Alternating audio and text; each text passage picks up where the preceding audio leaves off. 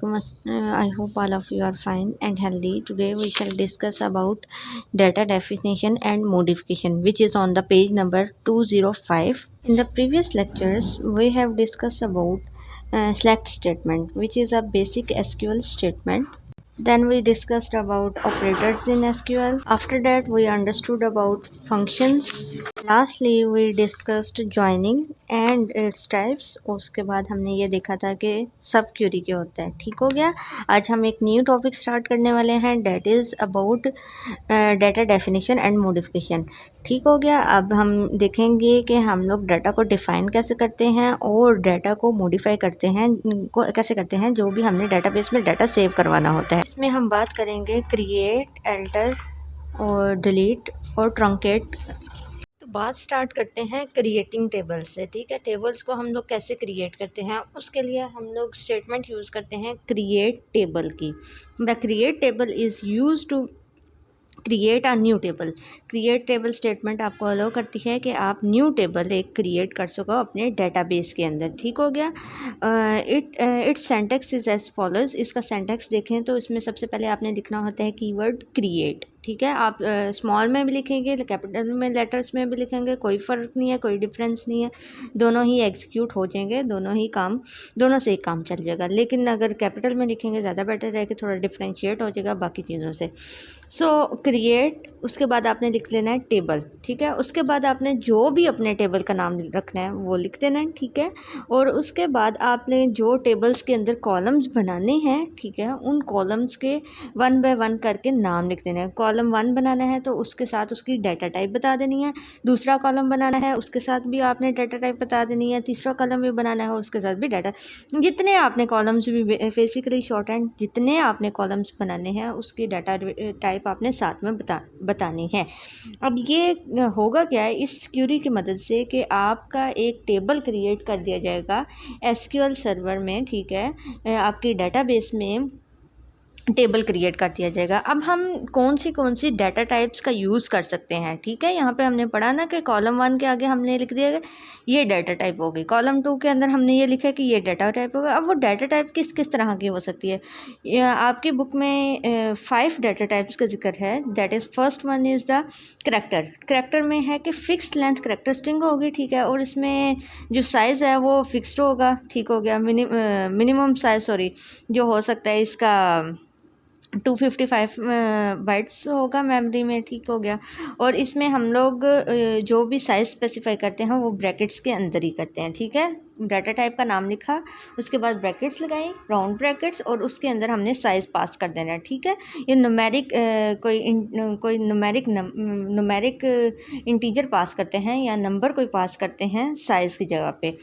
अच्छा, उसके बाद है हमारे पास एक और डाटा टाइप जिसका नाम है वार चार मीन्स के var stand for variable character length. ठीक है, वेरिएबल लेंथ करैक्टर स्ट्रिंग ये होगी. ठीक है, इसके अंदर भी जो साइज़ रखना होगा वो हम लोग पैरेंथेसिस के अंदर या ब्रैकेट्स के अंदर पास कर देंगे. ठीक हो गया. उसके बाद हम लोग डाटा टाइप रख सकते हैं अगर कोई न्यूमेरिक है, कोई नंबर्स हम लोग सेव करवाने, जैसे रोल नंबर है तो रोल नंबर को हम लोग किसी न्यूमेरिक डाटा टाइप में रखेंगे ऑब्वियसली.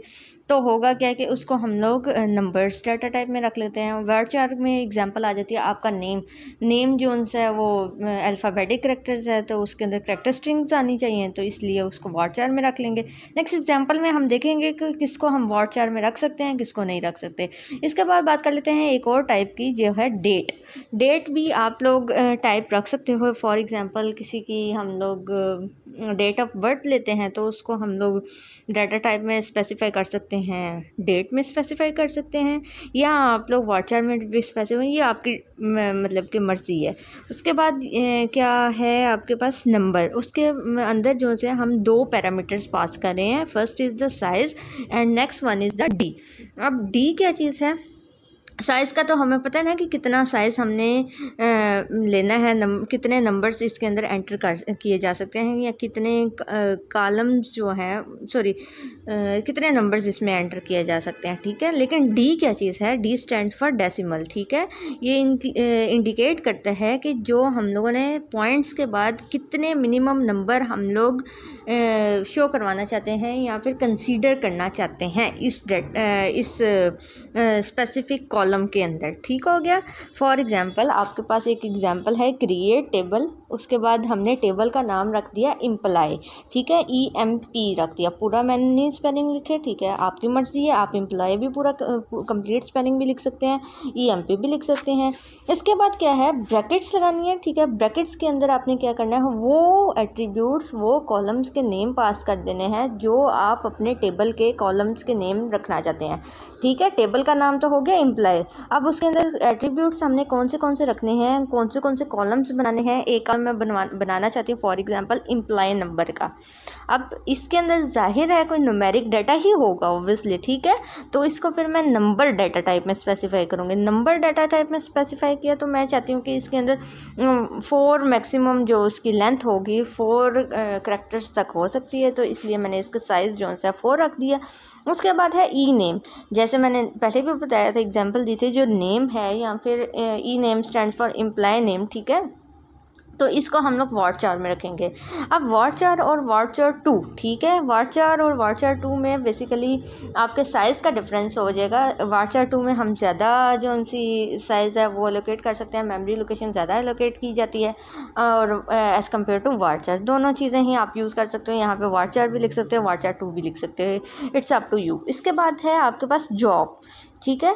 जॉब जो है उसको भी हम लोग जॉब टाइटल ही होगा ना बेसिकली, जॉब टाइटल इनपुट करवाएंगे तो वो टाइटल जो है वार्डचार में रखेंगे। तो उसके अंदर मैंने साइज़ पास कर दिया कि 15 करैक्टर्स इसके अंदर आ सकते हैं, ठीक हो गया। उसके बाद है हमारे पास मैनेजर क्या है, वो मैनेजर अपना MGR ID बता देगा, ठीक है, तो वो न्यूमेरिक डाटा टाइप में रख दिया हमने। उसके बाद हमारे पास है सैलरी। अब सैलरी जो होगी वो पॉइंट्स में हो सकती है, ऑब्वियसली डेसिमल नंबर्स में हो सकती है, तो मैंने उसके अंदर 2 पैरामीटर्स वाला जो नंबर डाटा टाइप था, ठीक है, उसको यूज़ किया। इसमें मैंने मैक्सिमम साइज़ कितना रखा, 7, ठीक है, और उसके पॉइंट्स के बाद कितनी वैल्यू मैं कंसीडर कर रही हूँ, 2 वैल्यूज़, ठीक हो गया। तो कॉमा सेपरेटेड मैंने 2 भी लिख दिया। उसके बाद क्या है, कॉम, हाँ, इट स्टैंड्स फॉर कमीशन, ठीक है।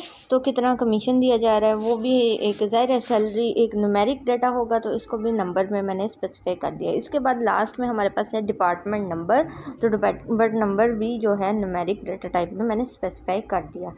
आई थिंक यहाँ तक आप लोगों को समझ आ होगी कि टेबल जो है किस तरह से क्रिएट होगा डाटाबेस में, ठीक है। इससे पहले जो भी हमने क्यूरी पढ़ी वो डाटाबेस से डाटा को एक्सट्रैक्ट करने के लिए थी, डाटा को सिलेक्ट करने के लिए, ठीक है। तो डाटाबेस में से जब भी हमने डाटा को लाना होता है, एक्सट्रैक्ट करना होता है या फेच करना होता है, तो हम लोग सिलेक्ट स्टेटमेंट का यूज़ करते हैं। सिलेक्ट उसके आगे इम्प्लाई का, फॉर एग्जांपल अगर टेबल का नाम इम्प्लाई है तो स्टैटिक इम्प्लाई, तो इससे क्या होता है कि सारा डाटा जो भी इम्प्लाई टेबल का होता है वो डिस्प्ले हो जाता है। इस तरह से हम लोगों ने काफ़ी ज़्यादा क्लॉजेस भी पढ़ी थी, सिलेक्ट स्टेटमेंट के अंदर यूज़ करके भी देखा था, वो हम लोग चीज़ें इससे पहले पढ़ चुके हैं। अब हम आ गए हैं कि टेबल को क्रिएट कैसे करना है, ठीक है। अब इसके बाद जो टेबल क्रिएट होगा उसका नाम होगा इम्प्लाई, और उसके अंदर कितने एट्रीब्यूट्स बन जाएंगे, 7 एट्रीब्यूट्स ऐड किए जाएंगे या 7 कॉलम्स ऐड कर दिए जाएंगे, जिसमें इम्प्लाई नंबर होगा, ई नेम होगा, जॉब होगा, मैनेजर, उसके बाद सैलरी, कमीशन और डिपार्टमेंट नंबर का कॉलम होगा आपके टेबल में। अब बात करते हैं हम अल्टरिंग एन एग्जिस्टिंग टेबल के अंदर से कोई चीज़ हमने चेंज करनी है, मॉडिफिकेशन करनी है, तो हम लोग कैसे करेंगे, उसके लिए कौन सी क्यूरीज यूज़ करेंगे, हम लोग उसके लिए अल्टर टेबल स्टेटमेंट का यूज़ करेंगे, ठीक है, जिसकी मदद से हम लोग क्या कर सकते हैं, ऐड कर सकते हैं या ड्रॉप कर सकते हैं कॉलम्स को किसी एग्जिस्टिंग टेबल के अंदर से, ठीक हो गया। इसके साथ साथ हम लोग ये भी इसमें कर सकते हैं कि एग्जिस्टिंग डाटा टाइप को भी चेंज कर सकते हैं। जो भी हमने मतलब कि पहले से जो डाटा टाइप स्पेसिफाई की होगी उस डाटा टाइप को भी हम लोग चेंज कर सकते हैं। ठीक है, अब वन बाय वन चेक करते हैं कि हम कैसे टेबल का जो मतलब कि ऐड कर सकते हैं, कॉलम कैसे ऐड कर सकते हैं टेबल के अंदर। उसके बाद ये देखेंगे कि कॉलम को ड्रॉप कैसे कर सकते हैं। ड्रॉप करने का मतलब डिलीट कर देना, कॉलम को निकाल देना अपने टेबल से, डिलीट कर देना। ठीक हो गया। तो उसके बाद हम लोग ये देखेंगे मॉडिफाई कैसे करते हैं। सबसे पहले बात कर लेते हैं कि हमने फॉर एग्जांपल टेबल के अंदर न्यू कॉलम ऐड करना है, तो उसके लिए हमारे क्यूरी क्या यूज़ करनी पड़ेगी, एल्टर कीवर्ड है, टेबल भी कीवर्ड है, जैसे हमने लास्ट टाइम क्रिएट और टेबल कीवर्ड यूज़ किया था। उसके बाद आपने टेबल नेम दे देना है। कौन से टेबल से आपने एल्टर करना है, किस टेबल के अंदर चेंजिंग करनी है, उस टेबल का आपने नाम दे देना है। उसके बाद आपने कीवर्ड लिखना है ऐड, ADD, ठीक है। और उसके बाद आपने क्या करना है, कॉलम नेम दे देना है और डाटा टाइप स्पेसिफाई कर देनी है। ठीक हो गया। जिस टेबल के अंदर से आपने चेंजिंग करनी है, एल्टर टेबल के बाद उस टेबल का नाम लिख दिया जाएगा और जो कॉलम का नेम रखना है उस कॉलम का नेम लिखने के बाद, ऐड के बाद आपने उस कॉलम का नेम लिख देना है और उसके बाद उसकी डाटा टाइप स्पेसिफाई कर देनी है। अब उसके बाद बात कर लेते हैं कि अगर मैंने कोई डिलीट करना है कॉलम अपने एग्जिस्टिंग टेबल में से, तो उसके लिए हम स्टेटमेंट लिखेंगे या क्यूरी यूज़ करेंगे, that is alter table. Alter table तो ऐसे ही रहेगा, ठीक है। उसके बाद आपने टेबल नेम लिखना है और आपने फिर लिखना है ड्रॉप, DROP, ड्रॉप कीवर्ड ये शो करेगा कि हमने कोई कॉलम को डिलीट करना है एग्जिस्टिंग टेबल में से। ठीक हो गया। तो उसके बाद ड्रॉप कॉलम और कॉलम नेम, जो भी आप कॉलम डिलीट करना चाहते हैं। ठीक है, फॉर एग्जांपल लास्ट टाइम मैंने एम्प्लॉय का एक टेबल बनाया था जिसमें मैंने 7 एट्रीब्यूट्स लिखे थे, उसमें से मैं डिलीट करना चाहती हूँ सैलरी का कॉलम। ठीक है, चलो सैलरी का नहीं, सैलरी तो होती है हर एम्प्लॉय की, तो कमीशन का कॉलम डिलीट करना चाहती हूँ। तो मैं क्या करूँगी, यहाँ पे कॉलम नेम की जगह पे COMM लिख दूँगी। ठीक हो गया। अब इसके बाद बात कर लेते हैं हम लोग, अगर हमने किसी डाटा टाइप को चेंज करना है ऑलरेडी एग्जिस्टिंग कॉलम के अंदर से, ठीक है, जो भी ऑलरेडी टेबल एग्जिस्ट कर रहा है उसके अंदर जो भी कॉलम एग्जिस्ट कर रहे हैं उसके हमने डाटा टाइप को चेंज करना है। तो उस डाटा टाइप को चेंज करने का क्या फार्मूला है या क्या सिंटैक्स है, सॉरी, तो उसके लिए हमने क्या करना है, सबसे पहले एल्टर टेबल, उसके बाद टेबल नेम दे देना है और उसके बाद आपने क्या लिखना है, मॉडिफाई MODIFI, मॉडिफाई। उसके बाद आपने कॉलम नेम लिखना है और डाटा टाइप लिख देनी है। जिस कॉलम का आप डाटा टाइप चेंज करना चाहते हैं वो लिख देना है। फॉर एग्जांपल मैंने चेंज करना है MGR का डाटा टाइप। ठीक है, मैंने उसकी डाटा टाइप चेंज करनी है, तो मैं यहाँ क्या करूँगी, कॉलम नेम लिखूँगी और column name MGR for example लिख दिया और उसके बाद डाटा टाइप लिख दूँगी मैं नंबर, और मैं इसका साइज़ चेंज करना चाहती हूँ, नंबर के आगे ब्रैकेट्स के अंदर मैं 10 पास कर दूँगी। ठीक हो गया। तो ये भी चेंजिंग हुई ना, डाटाबेस में से टेबल्स को चेंज किया मैंने। नेक्स्ट आपको कुछ एग्जांपल्स दी जा रही हैं, एल्टर टेबल, ठीक है, एम्प्लॉय, ऐड, सिटी, वार्चर। अब जो ऑलरेडी हमने टेबल बनाया था एम्प्लॉय का, उसमें एक सिटी का कॉलम में ऐड करवा रहे हैं इस क्यूरी की मदद से। ठीक हो गया।